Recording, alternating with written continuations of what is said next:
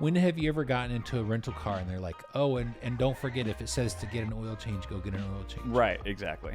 A woman character has to talk to a woman character about something other than a male character.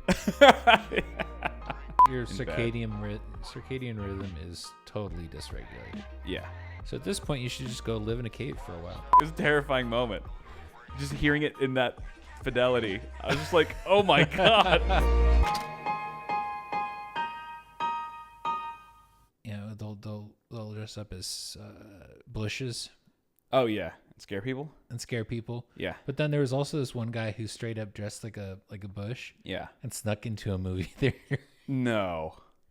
Like there's no way. He's straight up just in the actual theater. Like with the in screen? The lobby. Oh, in the lobby. He's just like Solid Snake in a bush. Yeah. Just moving stationary, going up a fucking escalator. And still somehow manages to scare people. No, he was just like, can I infiltrate the movie as a bush? Oh, right. Can I get past the ticket guy? Yeah. Damn. It seemed like he was successful. Wow. But then there's also the people who dress up as like a statue, like a sculpture. Yeah. And then they'll sit on a bench, and then somebody comes and sits next to them. They're like, scares the crap out of the people. Yeah. That's a good one too. Yeah. That would be fun. That'd be fun if I didn't have a job and just wanted to like mess around. Just to do pulling some harmless trolling. pranks on people. Mm-hmm.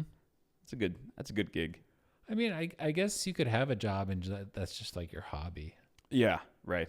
It's a very specific hobby. I'd be a chicken though. I'd still only scare like women and children.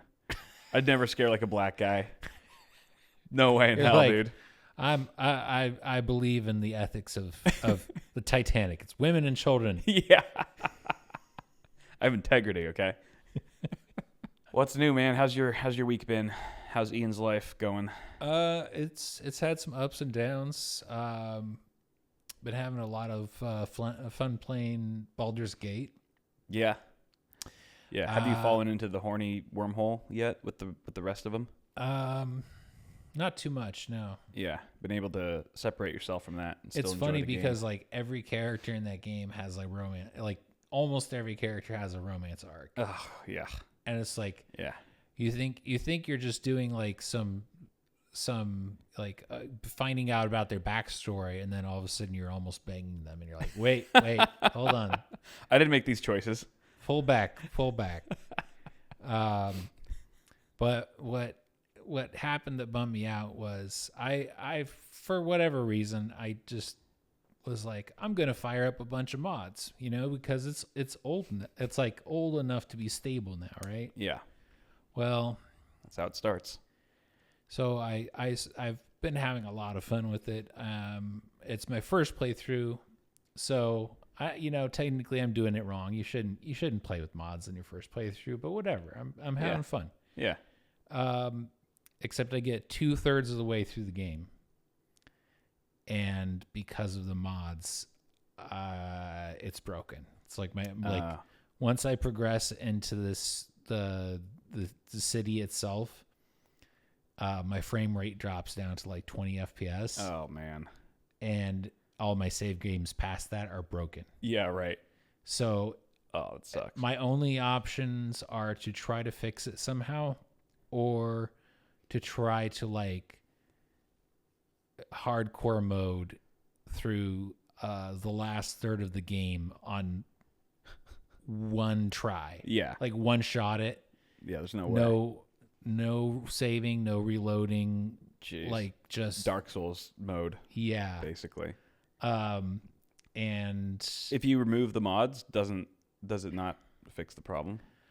I don't disable them? I don't know. I haven't tried that yet. What kind of mods are they? Mostly mods to make it easier. Nice. Some like aesthetic stuff, like more outfits or whatever, but also like I think the merchants have more gold and they sell cooler items and stuff like that. Yeah. Because I didn't want to play it on easy mode. Yeah. So I compromised by modding it into like regular mode, but it was easier. Right. I mean, we're kind of at that stage in life where it's like we don't have the luxury of so much time or really the patience to just like grind through like the hardest difficulty. I've never, and I don't anticipate ever trying to play something like Elder Scrolls. Yeah. No, that'd be... I mean, wait, no, Elden Ring. Elden Ring, yeah. Yeah, It's crazy. It's not for me. Yeah, I've seen the Twitch streams of like, guys on the last boss, and that's like on their 150th attempt, they finally kill him on the hardest difficulty. And it's like the guy's been playing it for like weeks on just one boss, fighting the same boss for like a month. Yeah, and damn, their whole thing is like they can't get hit more than once. Yeah, or something. Right. Yeah, that's has to be perfect. If you have the time and the wherewithal to pull it off, more power to you. But I was having a lot of fun with the storyline and the plot and the character building was all really good, and the world building was really good. Like, it was really fun to just go and like explore nooks and crannies and be like, oh, I found a little cave. Oh, there's a whole ass thing of content in here. Yeah. Are you kind of like doing a lot of the side quests? Are you like sort of entertaining a lot of the side quests? I've been trying to knock out a lot of the side quests, which is what makes it really frustrating. Yeah. That I'm 2/3 of the way through the game, and I like where I'm at, but I feel stuck. So damn. That really kind of knocked me down a peg. The dark side to mods. I didn't have it in me to try to troubleshoot it, and more than I did, which was I took a couple hours to try to fix it, and I couldn't get anything. Yeah. So I retreated to the written word. So over the weekend, I read a few books. Nice. And I gotta say that was refreshing. Just switch back to old school media. Yeah. Nice. Yeah. So I read a couple. So I had watched Dark Matter. Yeah. The more recent one. And that was based off a book by Blake Crouch. So I was like, okay, that was good. Let me see what else he's got. And he had a book called Upgrade, which I read and I enjoyed.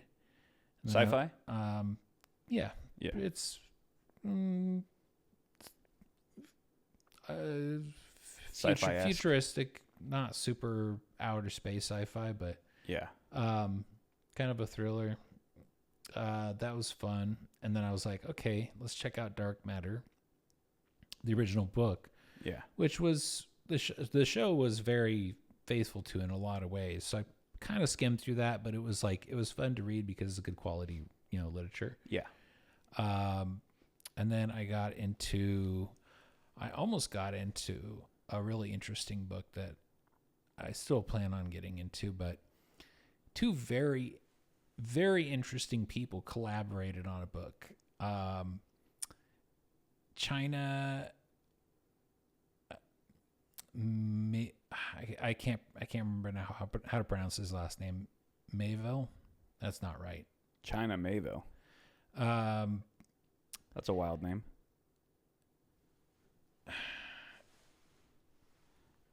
And we attempt to take a crack at it. It's at the top. Let's see. Keanu Reeves and China Mayville. Mayville? Yeah. I don't know. The Book of Elsewhere. Yeah, so I saw China is like great author. Why does it say Keanu Reeves on there? That's the question. Okay. So Keanu Reeves read a book? Yeah.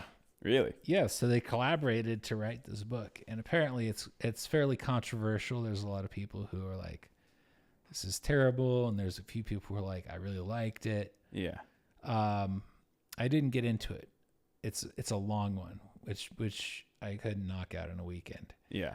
But I'm interested to try because I've not experienced anything Keanu Reeves has to offer as an author. Yeah, I had no idea that he even wrote anything. He dabbles in a lot of different creative things. Yeah.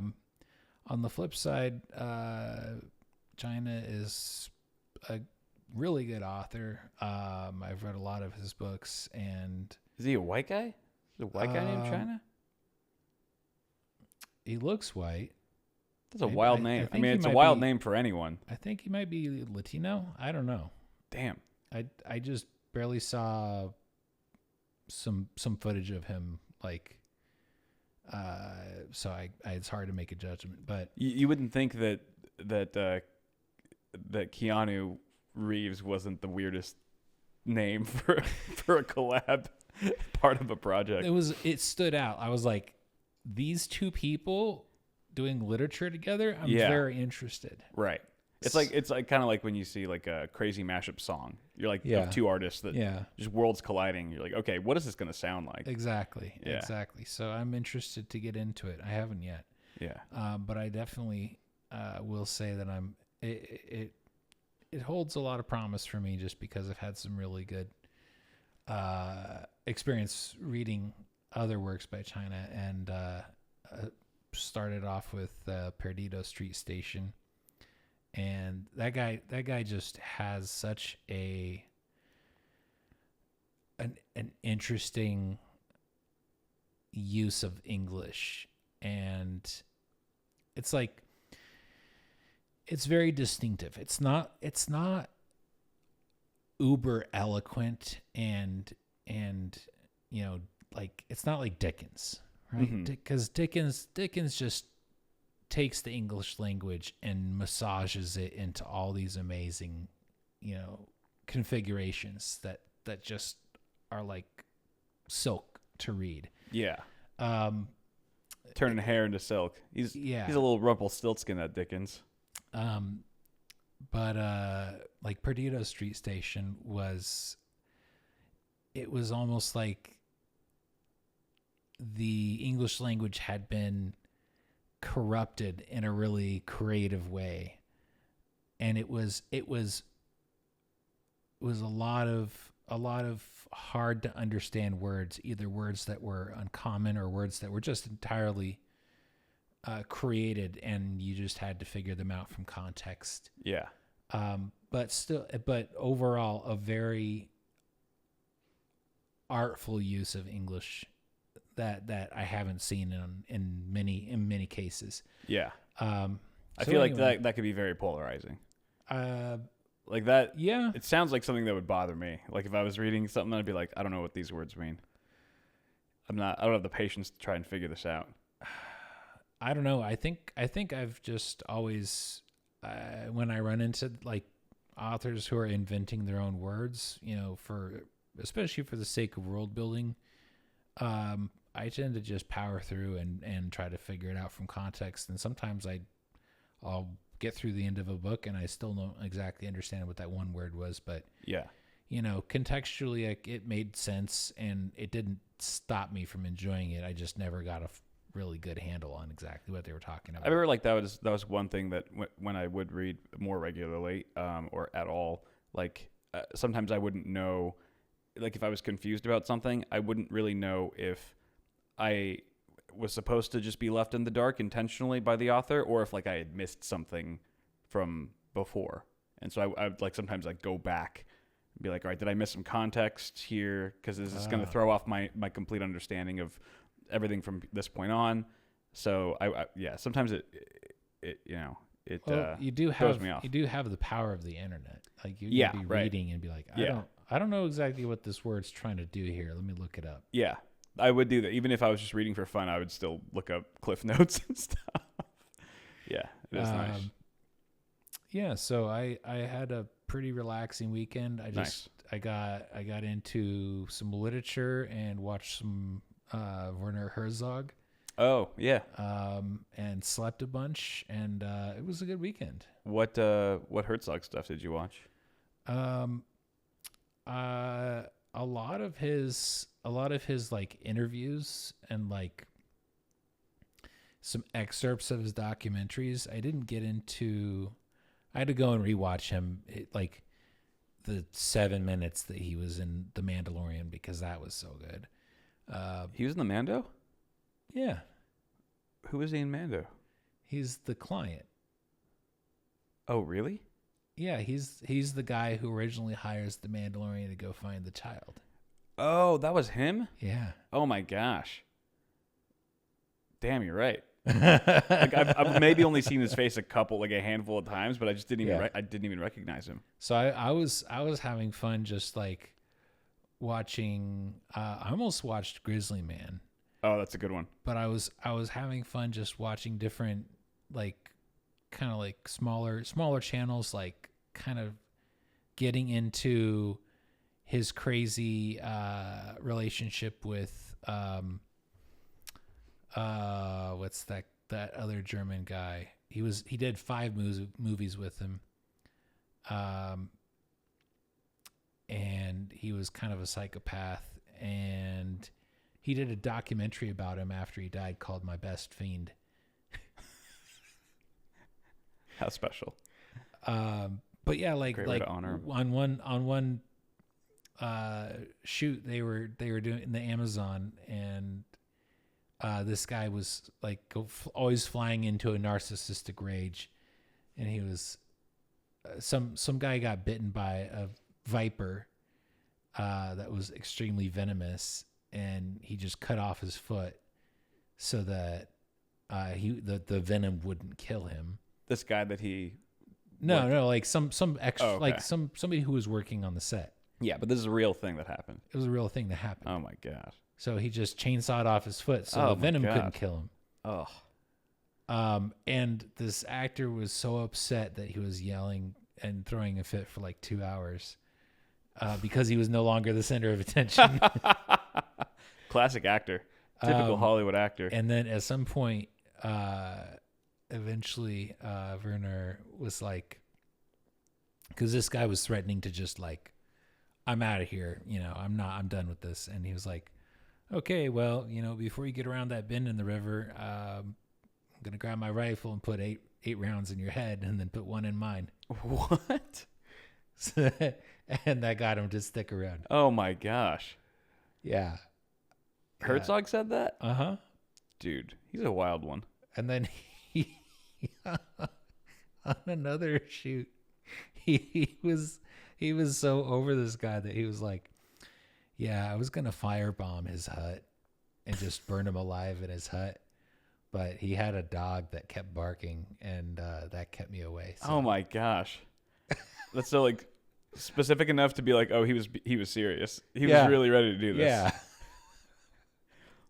You're like, when I got to the foot of his hut, I had the can of gasoline in my hand, but But this dog kept yapping and making a racket. So and your little dog too. Mm-hmm.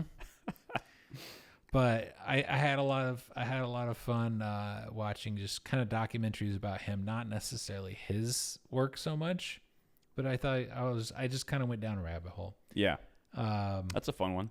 Yeah. I've been let's see, what have I been getting into lately? I've been watching. I think it was because of the Halloween buzz and stuff, but I've been watching more slashers, getting more slasher films. I saw Totally Killer, which was pretty good. It's kind of like it's super like modern.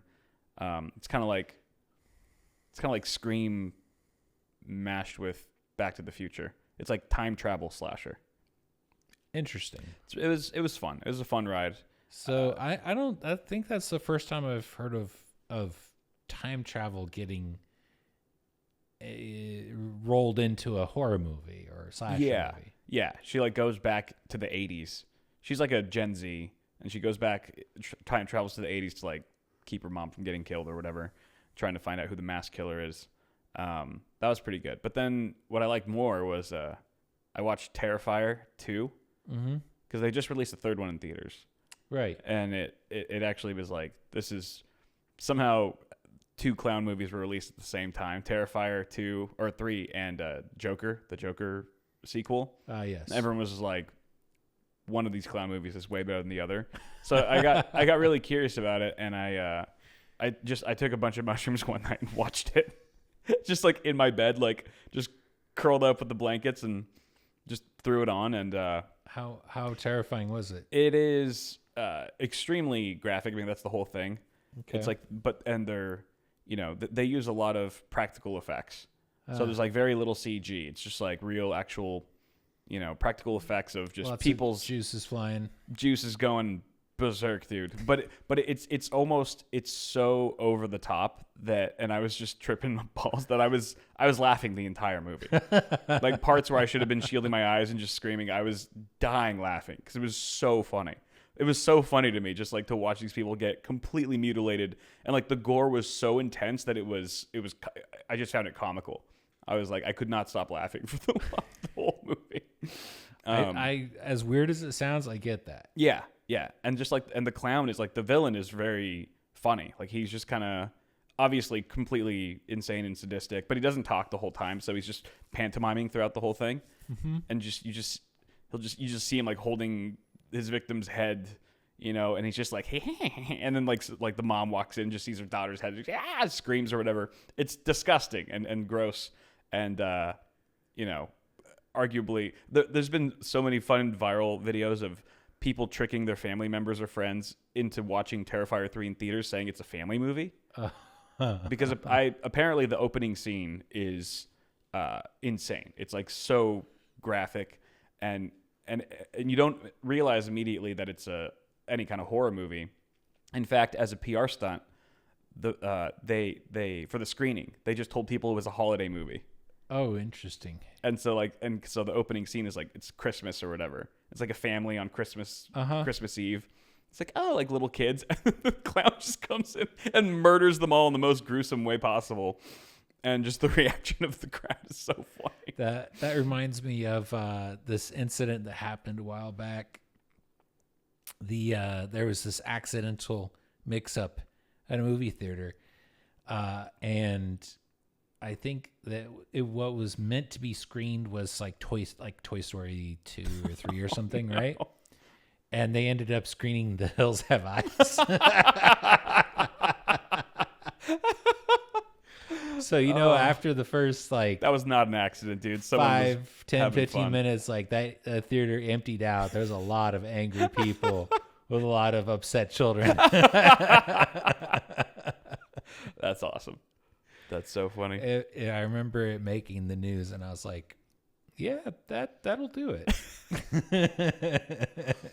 I remember when I was in college, I was living with some guys, and one of them just put up like a giant Hills Have Eyes poster in the living room for some reason, and it was just like a really terrified woman's face, like just blown up, and I remember also being on shrooms one night there too, just like just like glancing over at the poster. I was like, "Oh my god, dude, I cannot." I was freaking out. I went to my room. I immediately left the scene. The poster was could not deal with that. Too intense. Yeah. But I mean, apart from that, yeah, just some slashers and not much time for much else other than. You finish up Vikings? I have not. I finished up Vikings, but then now I'm on Vikings Valhalla, which is kind of like the spin-off. Okay. It's much shorter, so I've gotten through a good chunk of that. It's not as good as the original, but it's picking up. It's all right. It gets you through your elliptical sessions. Yeah. Has just enough testosterone to keep me pumped. Just enough. But it's arguably a lot less testosterone driven. It's actually more estrogen driven, because the spin-off show comes. It passes the Bechdel test. What's that? I believe it's a woman character has to talk to a woman character about something other than a male character. Yeah, there's a lot of that. There's definitely a lot of that. So apparently, or two named female characters. Right. Yes. Yeah. It can't be like an extra or something. Right. These are like main characters, and it is kind of fun. Because the spinoff came like I don't know exactly, like maybe like 10 years or something after the original show. So this was obviously like 10-year gap during this time period was like, things got a lot more woke in that time. And so like just the shift in the main characters. The landscape shifted a bit. Yeah. And so you just see these like hot chicks kicking ass basically the whole show. Okay, that doesn't sound too bad. It doesn't bother me, but it was so funny just going straight from original Vikings to the new one. And the contrast. Yeah, the contrast. But it still gets me pumped up. Those ladies are pretty ferocious. That's awesome. I would not mess with them. I think that it's time for you to burn those socks. Yeah, these ones are bad. I will admit. This looks like my foot looks like a terrorist. That's what this looks like right now. It looks like he just you need to paint some offensive stereotypical features on your heel, and it's good to go. Just draw some Sharpie some facial hair on there. Yeah. Yeah, dude, it's pretty rough. How's the other one? I'm surprised Mel hasn't gone after those with scissors or something. But look at how consistent they are. They really are a true pair. They're symmetrical. I'll grant you that. Yeah, it's almost like I walk on the same part of my foot for each foot. So do you have left socks and right socks? No. But it seems like you do because the wear pattern is so consistent across them. But I mean, my right and left is pretty much the same. Like when I walk, it's like even wear. No. Well, it seemed like on the ball of your foot, like it was offset from the center. Oh yeah. Oh, true. Yeah, that's true. Maybe I just subconsciously know, like this is a right sock. I think you may. This is a left sock. I mean, I've lived with them for a long time. Well, I think life will go on without them. Yeah, I know. You could always have a sock shrine, man. Yeah, that's true. You could just just like make a like buy a plush, like an empty plush, like bear or whatever. Yeah, and then just start stuffing it with old socks. Like just have like a taxidermy my old socks. Yeah, that'd be cool. Or just I don't know, just frame them. Put them behind some glass. Mm-hmm.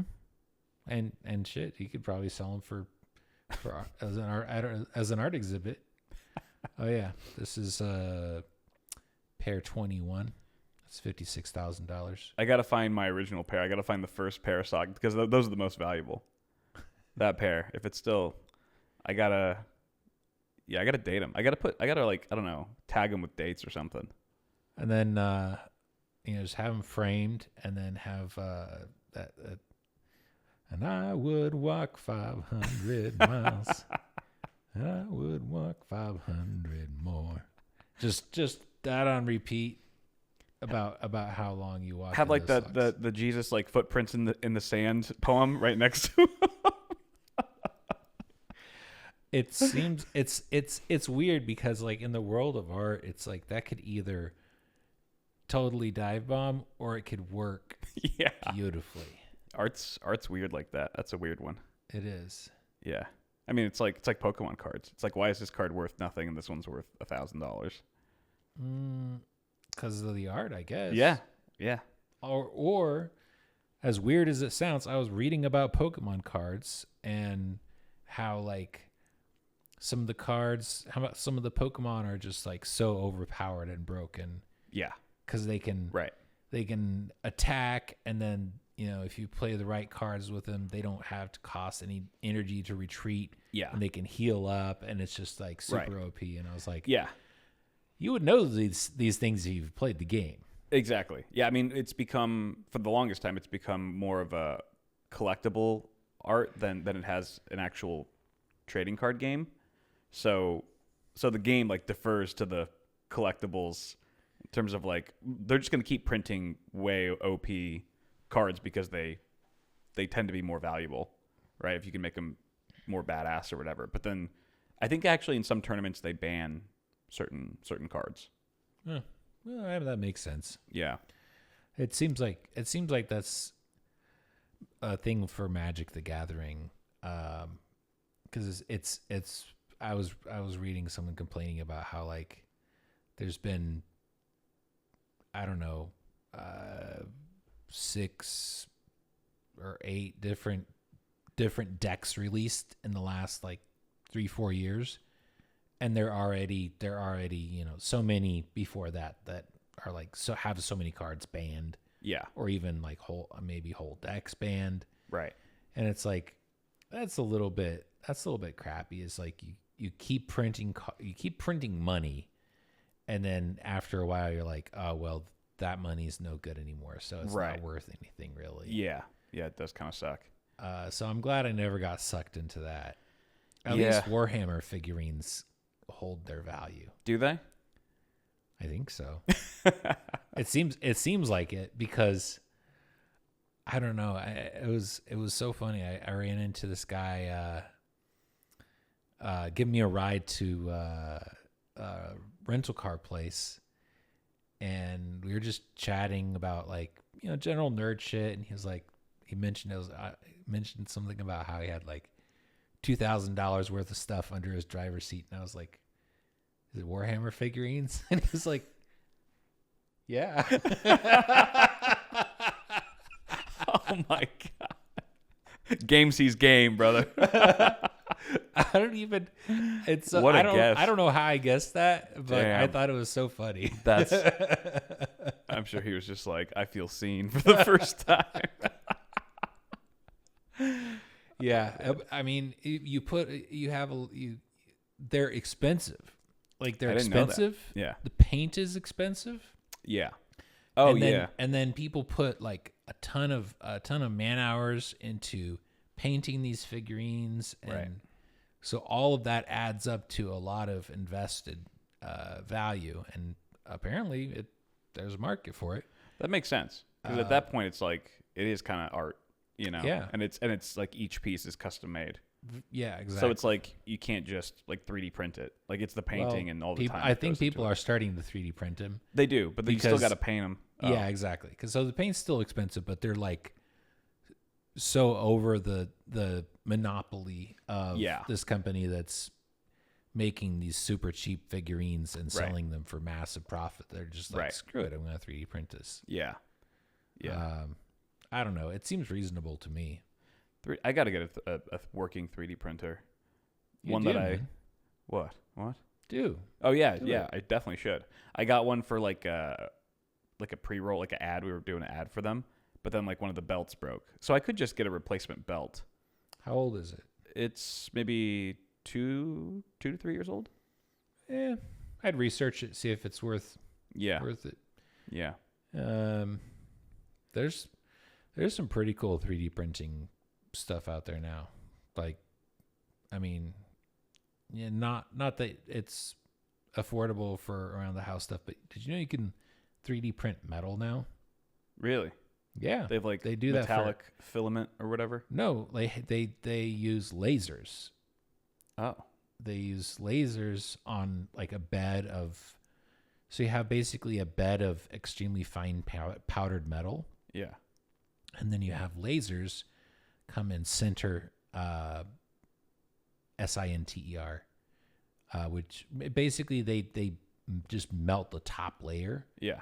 And then it melts onto the layer underneath it. Oh, whoa. And then they just add another layer of metal, and then they melt that pattern again. So eventually you end up with something that's 3D printed out of metal, and it could be pretty high performance. Like they make aerospace parts with this process. I'm sure those printers are a lot more expensive. They're insanely expensive, but you can 3D print in steel and titanium and shit like that. That's pretty badass. Actually. It is. Like that's the next level for Warhammer figurines. Exactly. This one's steel. Yes. That's sick. I bet you you can probably find those. Jeez. But yeah, that's just exciting to me because I find stuff like that super cool. Is you can 3D print things out of metal. And then I saw this other 3D printer that was very futuristic, which it was a little bit maybe form over function, but it was this gel bed. So instead of the traditional, you start it on a plate and you kind of build up. Yeah. It was a very high viscosity gel, and it just had this very fine needle that injected layers into this gel. Yeah. Of I want to say silicone. Yeah. And then as the silicone print came together, it was either UV cured or something.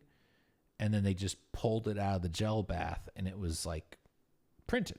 Damn. It was a thing made of silicone, and it was 3D printed, and it looked like a really high fidelity. Like it didn't really have a lot of I can't remember what they're called, print lines on it.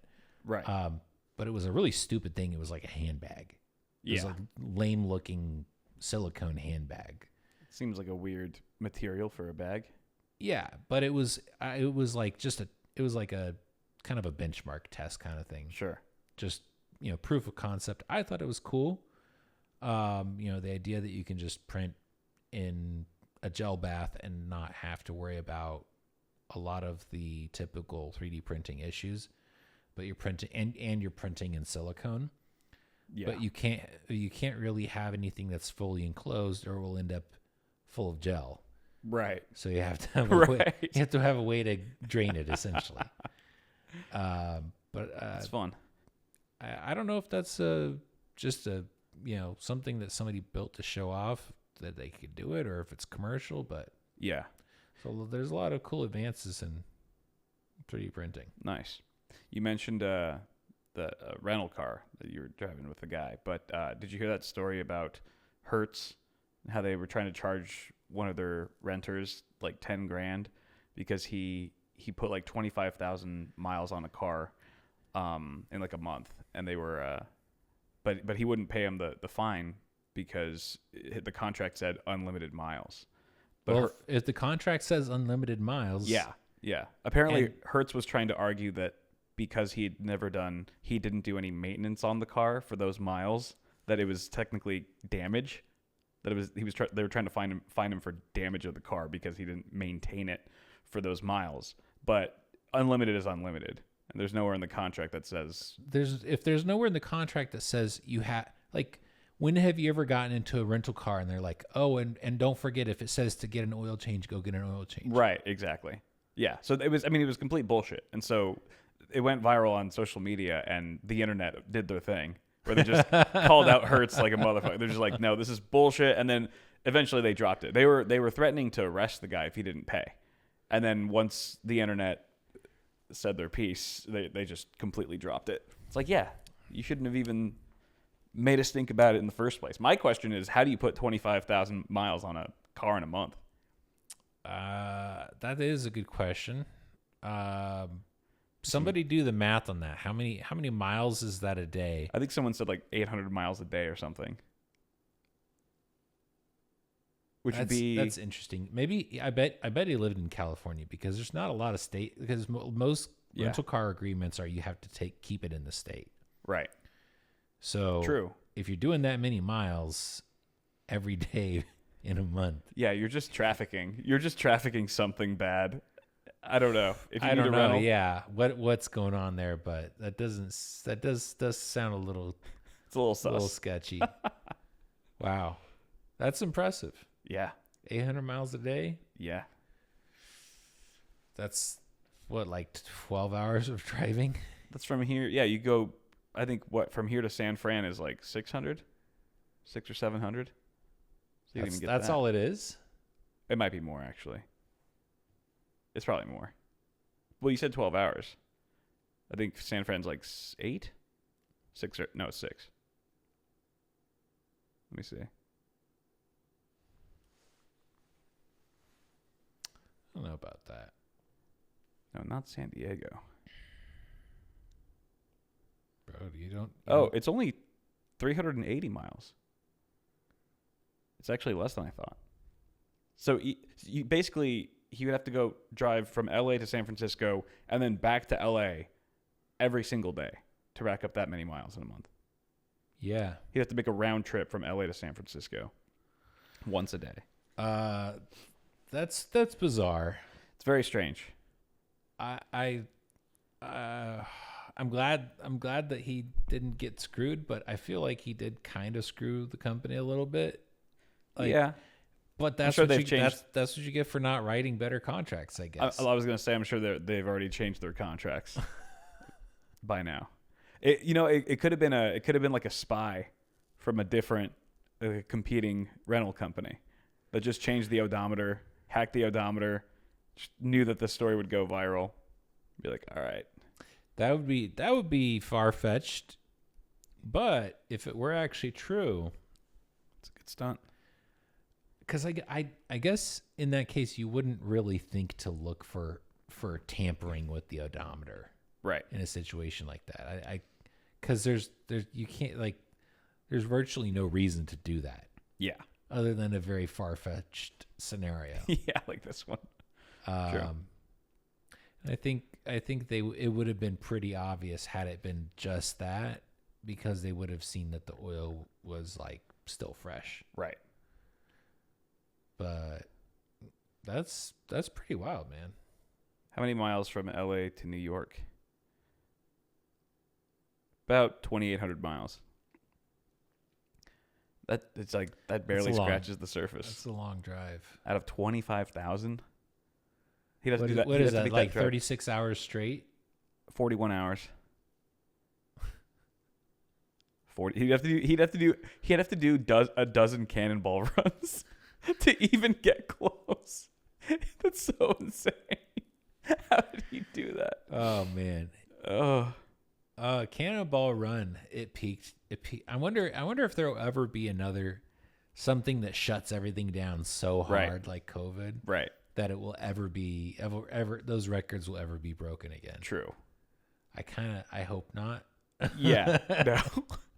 I really hope we don't get our country shut down again. As cool as it would be to see those records broken, probably not worth an entire economy shut down. Yeah.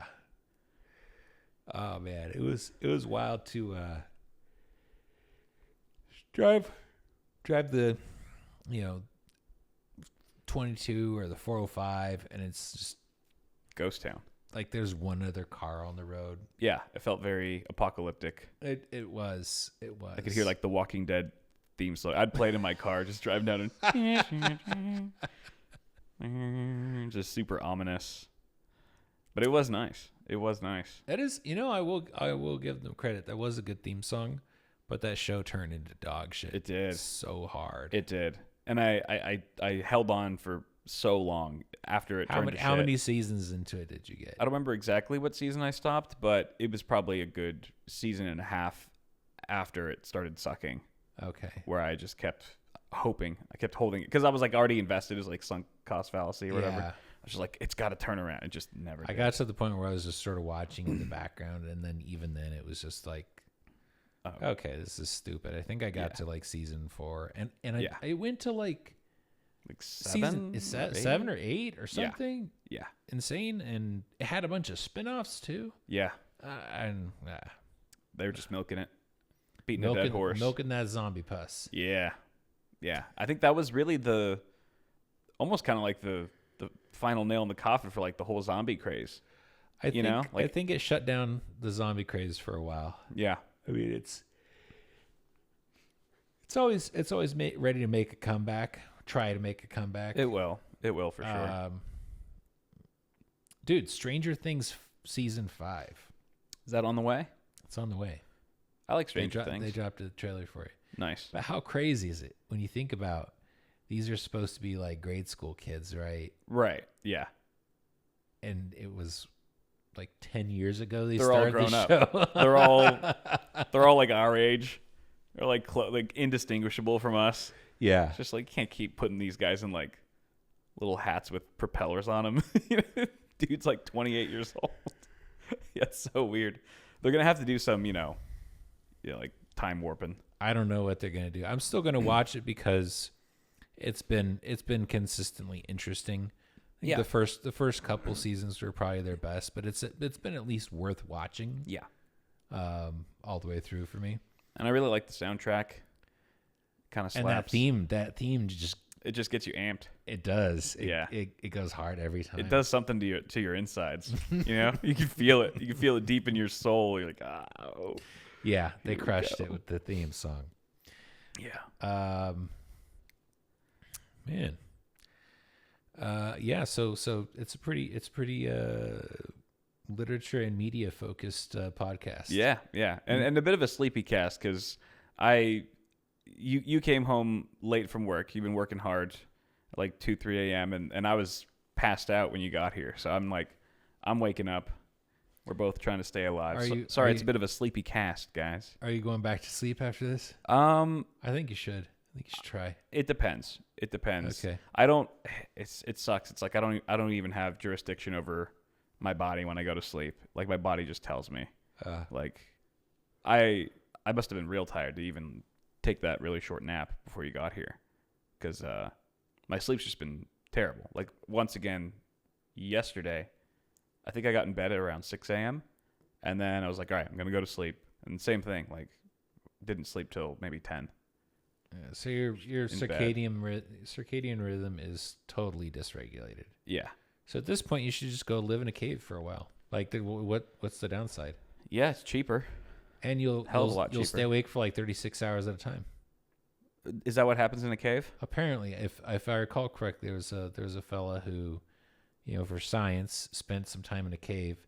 The idea was to just like see what happens to human perception of time. Yeah. When there's no environmental cues whatsoever. Right. And his perception of time got very, very warped, and he was staying awake for I want to say 36 hours at a time, and then sleeping for like 12 or 14 hours. And it's probably how they came up with the idea of like Vegas casinos. Like, yeah, absolutely. Not putting windows or anything, no clocks. There's nothing to connect you to the outside world. Yeah. Nothing to remind you of the passage of time. It's probably could be midnight, it could be midday. Yeah. Doesn't matter in a casino. It's always the same in there. Some mafia mobster got stuck in a cave one day and was just like, casino. I'm gonna build the first casino. It was his Thomas Edison moment, dude. Just a light bulb moment. Yeah. I will say that I probably doesn't help for me because I work in a very indoors job, and I don't it's like I remember as I was walking over here, I was like, man, the air smells so good. Like in just outside? Just outside. It's just like, right, because you're just it smells like something. It smells like some nature. Right. Yeah, up in this area. Yeah. Yeah, it's nice. And the bears hang out here. If it's good for them, it must be good for us. Yeah, I didn't smell any bear turds, so I think we're good. Fortunately, that guy has not returned.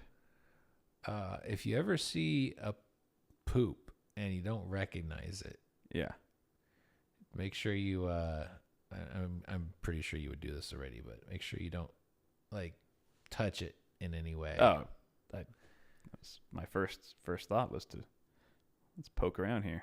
let's give this a try.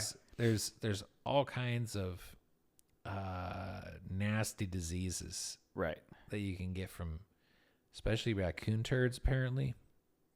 And then bears have tons of parasites, and then mice and rats can carry, probably not so much around here, but more deserty areas, hantavirus. Ooh, I don't know what that is. It's pretty bad for you. Yikes. I mean, I remember when I had a rat problem in the attic and in the garage, I let it go on for too long. Not intentionally. It took me a while to get rid of them finally. And when I cleared out the garage, there was just rat turds everywhere. And it was just like excessive. I was like, every crevice of the garage was just covered in rat shit. Yeah. And I think it was probably only like 2 or 3 rats that I ever documented on the cameras, at a time. But just those 3 rats They do a lot of pooping. They do a lot of pooping. And a lot of peeing. Yeah. Oh, yeah. Yeah. It's not pretty. No. But yeah. Especially when they die in your walls or in your ceiling. Oh, yeah. That happened to you. Yeah. That's yes. Rough. I don't recommend it. Yeah. If you ever have a bad smell that seems kind of localized in your house, check under your crawl space, check in your attic, hope it's not in the walls. Yeah. Do you have a crawl space? No, this house is everything's on a slab. Yeah.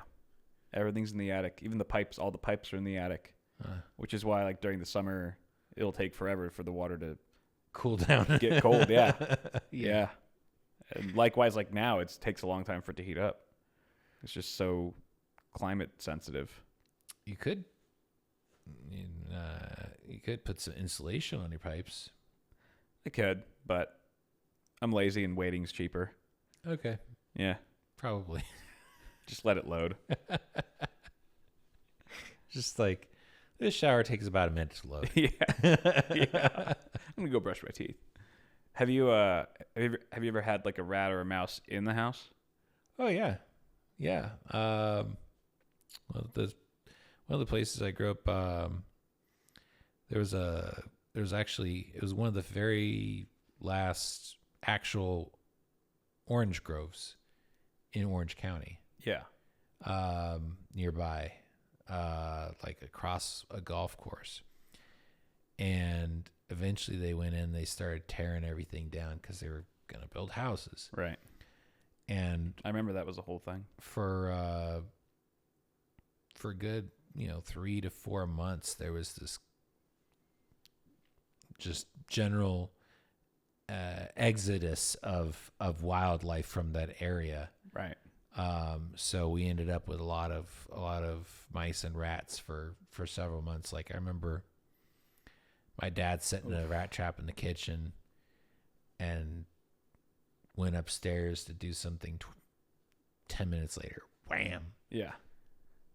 That quick. Yeah, and then he reset it and back upstairs. Another 20 minutes later, wham! Oh my God.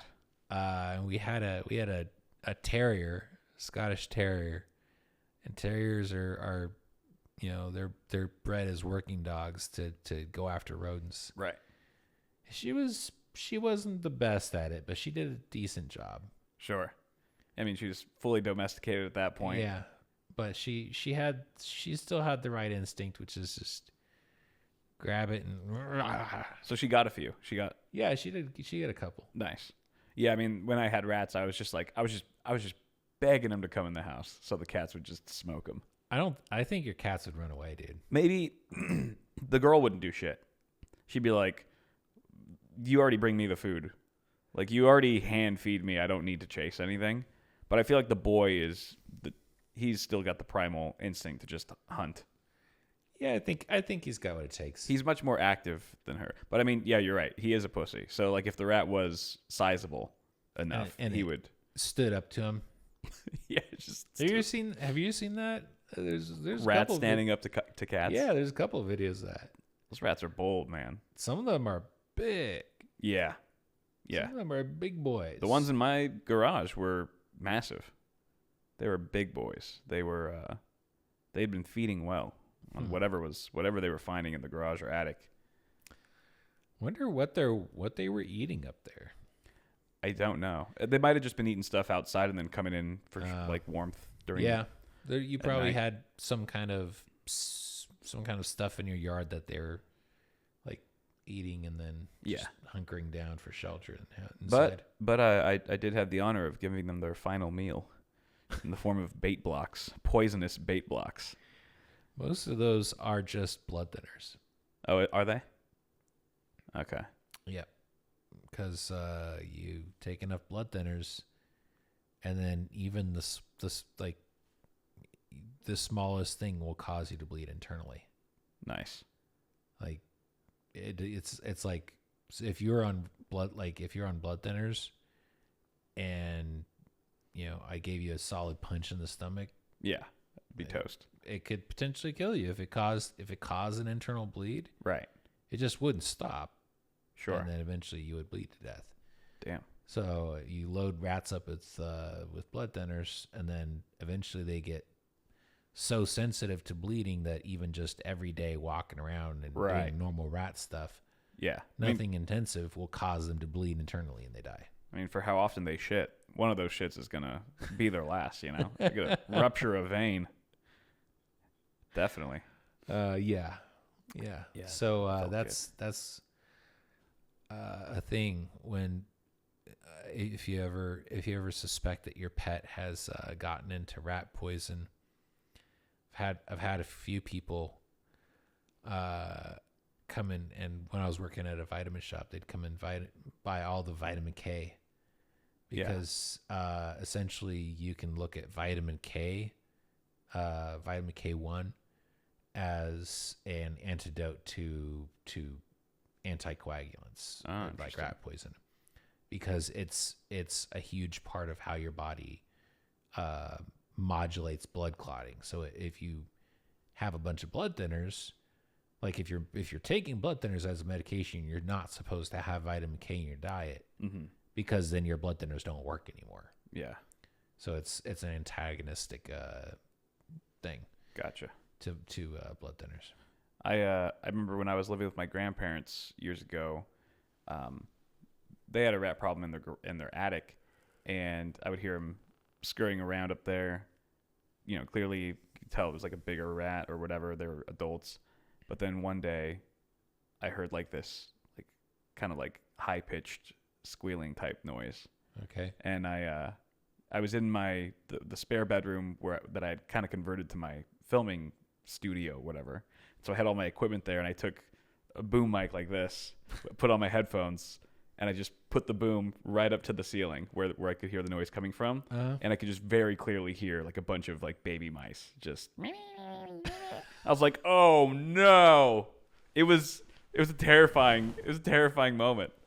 Just hearing it in that fidelity, I was just like, oh my god! It was just like screaming in my ears. It was like a horror movie. And I was like, oh my god, what did you do about that? They've hatched. I think we got traps. We got traps and put them up there. And so you waited for all those babies to grow up and then you killed them? Yeah, basically. We put a number of traps up there and just killed all the newborns, dude. The second they were old enough to scurry on their own, they just whap, one after the next. I never cleared it out. My grandpa would be the one who'd go up there and pull them. I was too grossed out. Yeah, he was the man. Oh, He's man. braver than me. That's wild. I had in my roof pigeons. Ugh. Like there was this shitting everywhere. There was this overhang that let them get into the attic. Yeah. So they made a nest in the attic right in the ceiling above my bed. Oh. And they'd be in there scratching around going coo, coo, coo. Just nesting and shit. Yeah. Just making the most annoying, obnoxious sounds. And I would just bang on the ceiling to get them to shut up. like it was a neighbor. Yeah. Like you were in an apartment. Shut up for like 30 seconds and go right back to it. It made me so mad. Oh man! And eventually, my parents were like, "Oh yeah, you realize having birds nesting in your attic is not good because they're gonna shit in there and make a mess and everything." Right. So they got some professionals to come clear them out, and yeah, I was so happy about that. Oh man, yeah, you got bad luck. They were right above direct hit. Same. Like I had another room where there was like.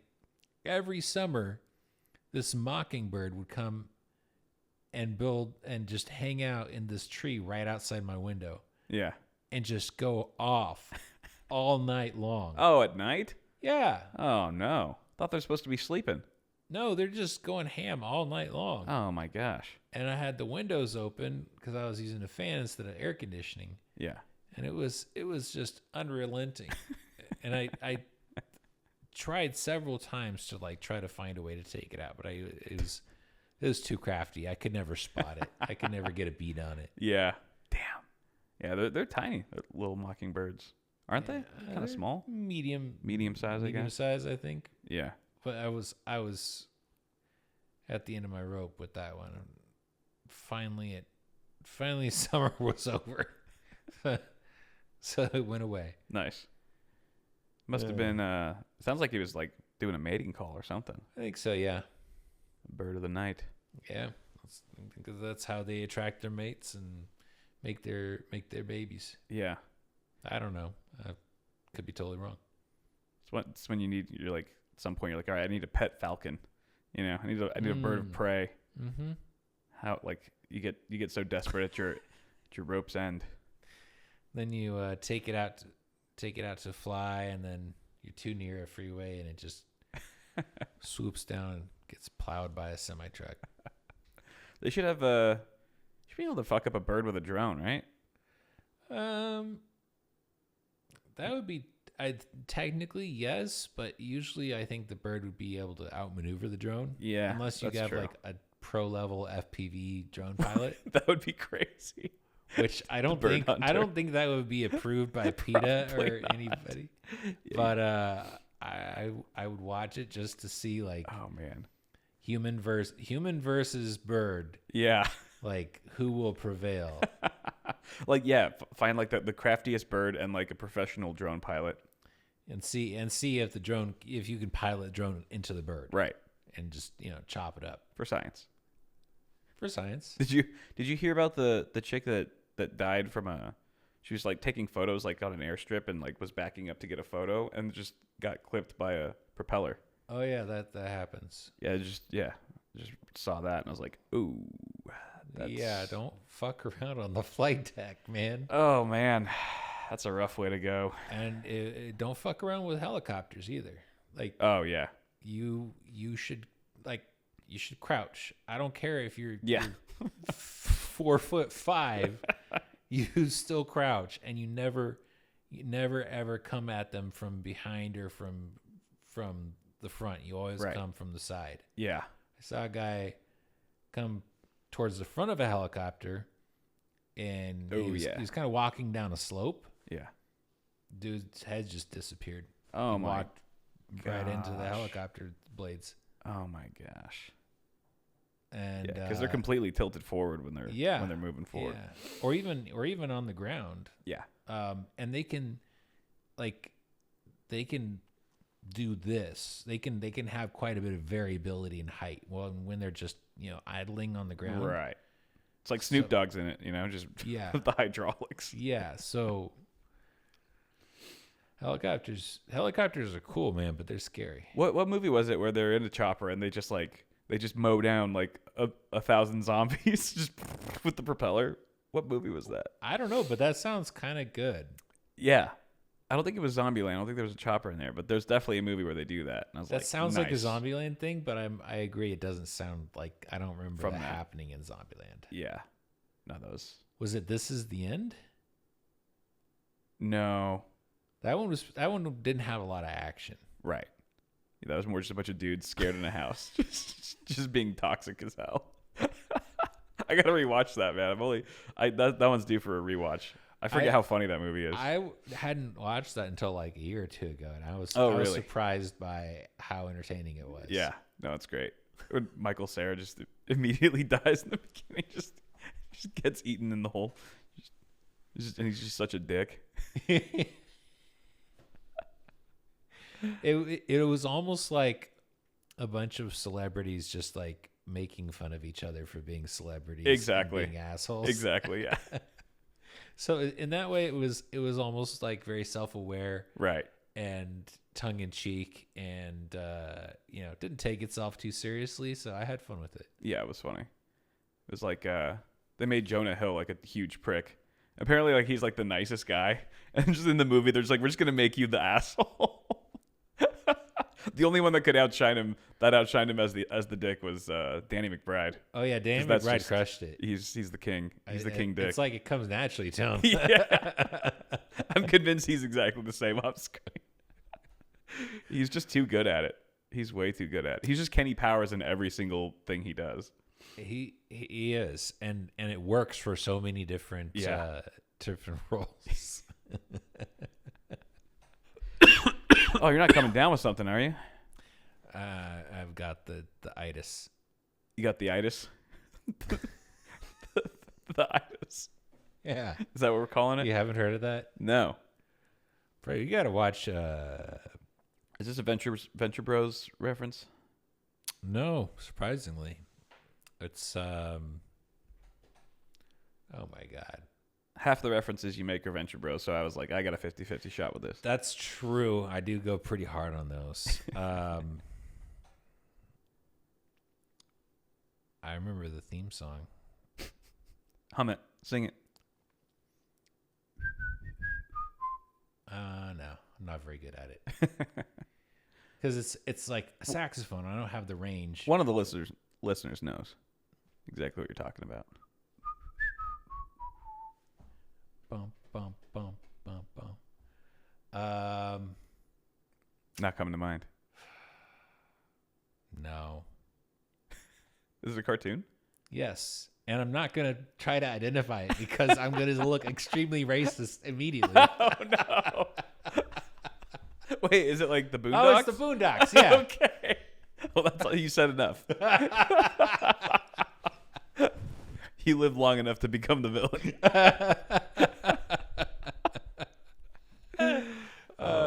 Yeah.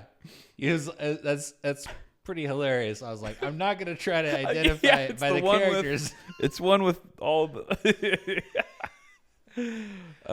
Good discipline. It's a good save. It's a good save there. It's a close call. And yet it provided the instant knowledge. Oh man, that's like when you make all the righteous decisions in an RPG and it works out in your favor. Mm-hmm. Like I could have shortcut this by being the bad guy. Sometimes there's consequences, sometimes there's not. Like Mass Effect, it had like the the edgy dude option or the good dude option, but at the end it didn't ever really make any difference. Unlike Red Dead. Well, in Red Dead I think you die either way, whether you're good or bad. Way to spoil it. Oh shit. I thought you played it.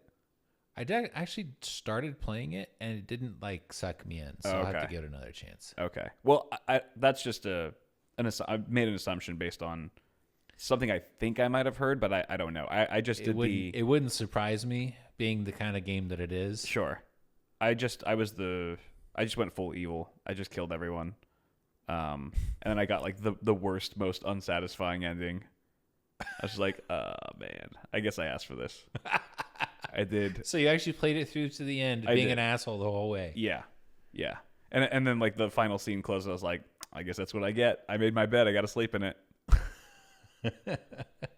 Maybe I'll do another run through one day as the good guy. It's just so hard. It's so hard for me. To be good. It's so hard for me in a video game. It's like it's a video game. Like I just want to like shoot people, especially when they're like dumb, or like just like I had to chase you through a town for like 20 minutes. Like I'm gonna kill you, dude.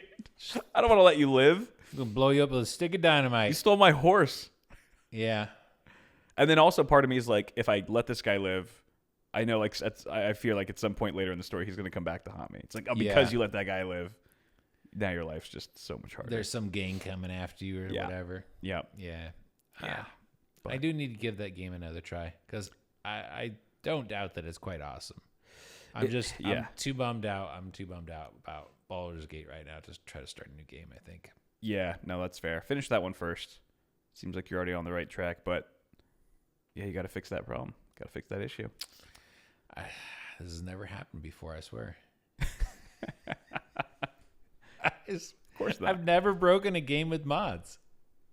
That surprises me because, it does seem like the mod community for it is so big that you'd think that they would iron it out. Well, I don't know. But I bet all of the sex mods work flawlessly. Dunno. Those ones are probably getting all the support. That's where all the support's going. I didn't even download the big boobies for the big booby skeleton guy. Yeah, I just downloaded a mod that. What are you doing? Changed his name from Withers to Bone Daddy. And the best part is I did it completely blind.